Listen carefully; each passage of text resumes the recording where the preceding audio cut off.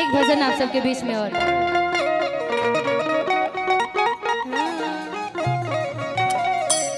किसिया निकली अवधवा के ओर होलिया खेल राम लला कि राम लला हो घन श्याम लला कि राम लला हो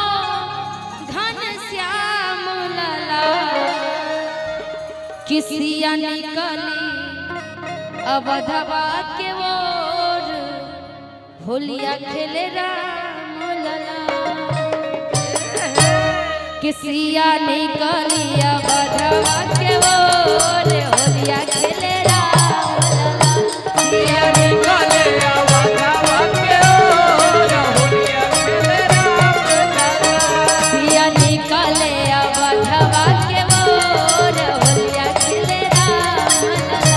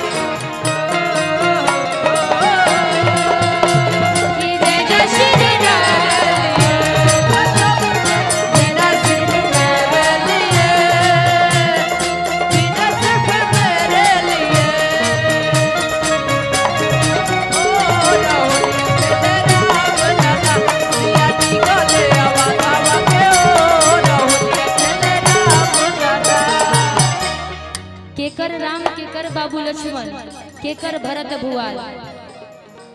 कोशिला के राम सुमित्रा के लक्ष्मण कोशिला के राम सुमित्रा के लक्ष्मण कोशिला के राम सुमित्रा के लक्ष्मण अब के कई के भरत भुआ राम लला अब के कोई के भरत भुआ होलिया खेले राम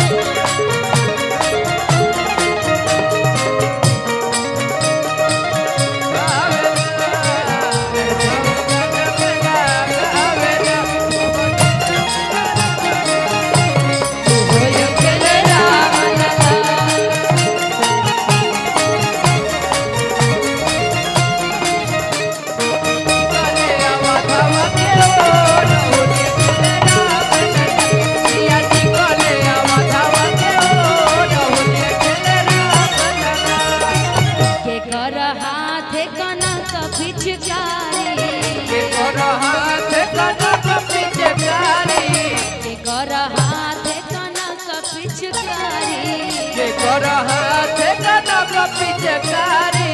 के कर हाथ कनक पिचकारी के कर हाथ कनक पिचकारी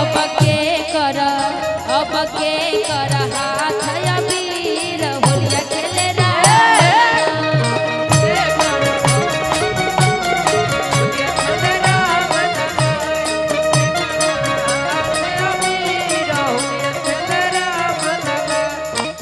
राम के हाथ कनक पिचकारी राम के हाथ कनक पिचकारी राम के हाथ कनक पिचकारी राम के हाथ कनक पिचकारी अब सीता के खोई छाया वीर अब कोई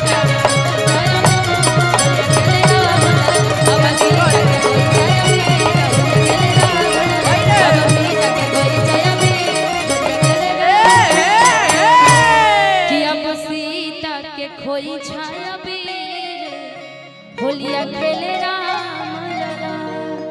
बहुत बहुत शुक्रिया, बहुत बहुत धन्यवाद, बहुत सच्चे दरबार की बहुत बहुत धन्यवाद।